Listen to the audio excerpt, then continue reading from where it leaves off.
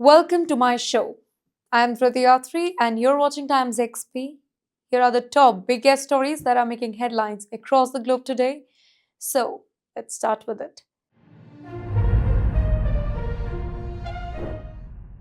State TV breach shocks Iran.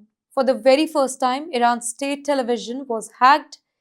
In fact, protest footage and messages aired bypassing the strict government control here. This particular breach exposes cracks in Tehran's information fortress. Millions witnessed images and maybe some voices the regime they never wanted them to see. Crown Prince Reza Pahlavi, he now speaks finally. Exiled Iranian royal Reza Pahlavi, he appeared on state television. He urged citizens to resist and unite against the entire regime. In fact, his voice, it presents a banned alternative to the Islamic Republic. For Tehran, this was a symbolic and political shock. Anti-regime hackers take the credit here. Activists hijacked a satellite feed feeding multiple channels. This wasn't a small cable breach, it kinda required coordination and skill. Signals point to external networks who were supporting this particular operation. The event highlights the growing sophistication of anti-regime actors. Calls echo Western messaging. The broadcast urged protesters to continue and security forces to step back. Well, analysts note that it mirrors messaging seen from the US and Western media. Hardliners in Iran, they claim foreign powers are shaping the unrest here, though no proof of direct US involvement has been presented publicly. Protest on full display. Images of crowd from multiple cities they were broadcasted. Slogans demanded accountability and freedom. Well, these are scenes usually suppressed on Iranian media. The regime's image of control cracked in real time. Appeals to security forces. Messages asked the police and military to side with the people. A direct challenge to Tehran's authority on state airwaves. It's a rare appeal that is never broadcast inside Iran. For the government, it is a dangerous precedent. Psychological impact surges. Even brief broadcast changes the ultimate perception of total control. Iranians now know that the system can be penetrated here, right? Well, the fear of omnipotence begins to fade. State television is no longer controllable.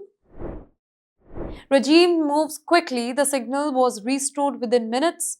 Normal programming resumed with no explanation here.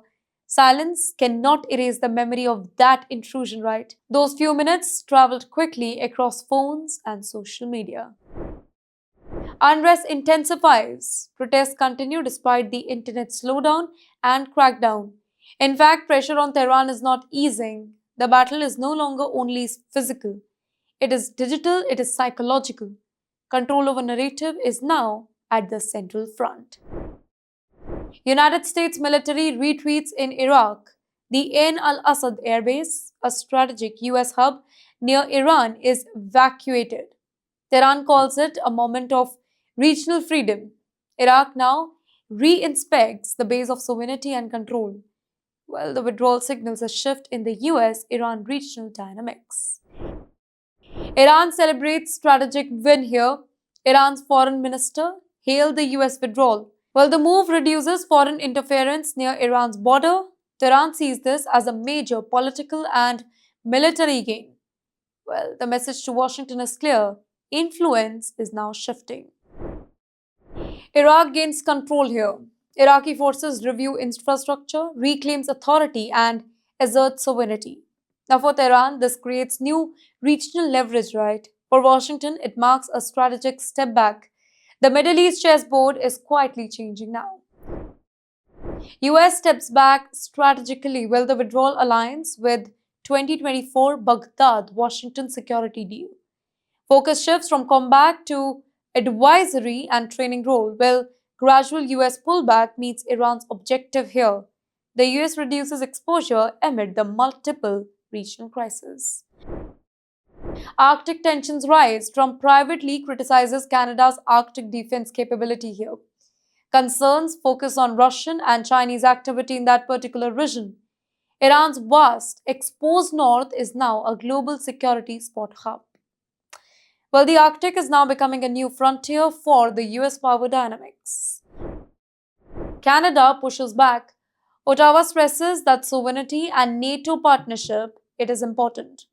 Officials reject claim of vulnerability or any foreign takeover. Here, Canada says that we are not Greenland, we are not for sale. Diplomatic tensions grow quietly in the Arctic. Greenland's president looms. Trump's past attempt to buy Greenland adds historical weight here. Allies are worried of repeated transactional tactics here. Well, the Arctic debate is no longer theoretical, it's a political reality today. Diplomatic and public pressure are now mounting. Syria, Tabqa fall. That is the headline today. Syrian government forces reclaim the strategic town of Tabqa. The region east of Euphrates has long been the US-backed Kurdish territory. Tabqa controls water, electricity, military access. Well, Damascus positions itself as regaining sovereignty. Damascus regains leverage here while the offensive test limit of the US backed forces. Regional powers watch quietly as power shifts unfold. Control over infrastructure and moment gives Damascus new influence here. The area's future may now tilt towards Syrian government authority. US carriers and aircraft moment. C-17 Globemasters and Carrier Strike Group repositioned to the Middle East. These heavy deployments signals readiness and deterrence. Rapid troop and equipment deployment, it is now possible. Washington, well, they kind of aim to be seen and heard by Tehran. Assassination concern rise. Former US advisor Dan Shapiro, he warns of potential Trump plan. Talks of targeting Khamenei circulating in diplomatic circles today.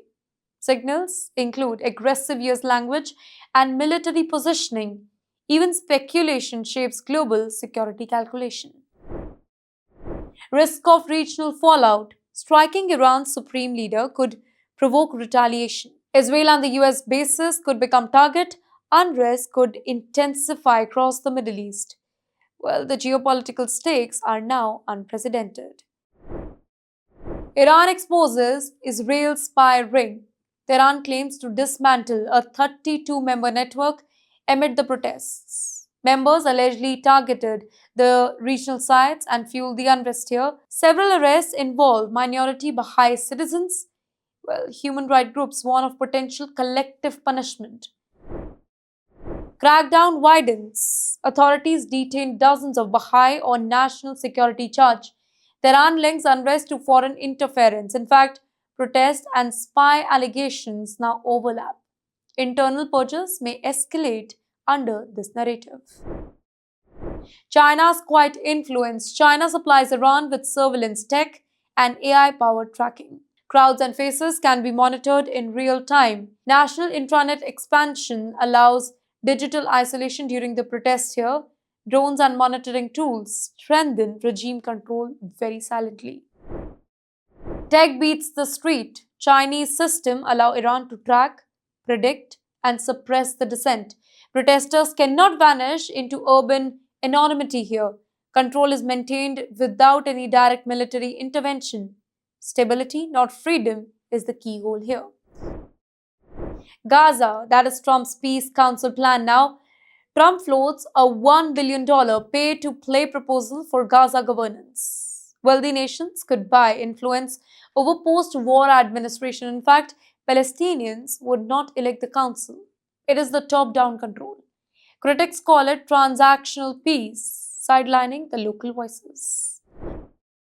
Copenhagen protests erupt. Crowds march outside the US embassy shouting that Greenland is not for sale. Demonstrators condemns Washington's Arctic ambition here. Red lines of sovereignty are highlighted by public dissent.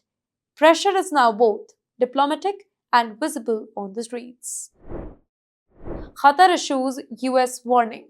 Al Udeid Air Base hosts warnings. American forces are guests and not owners here. Qatar asserts sovereignty over infrastructure and hosting the term. US long assumed permanent access, now boundaries are clarified.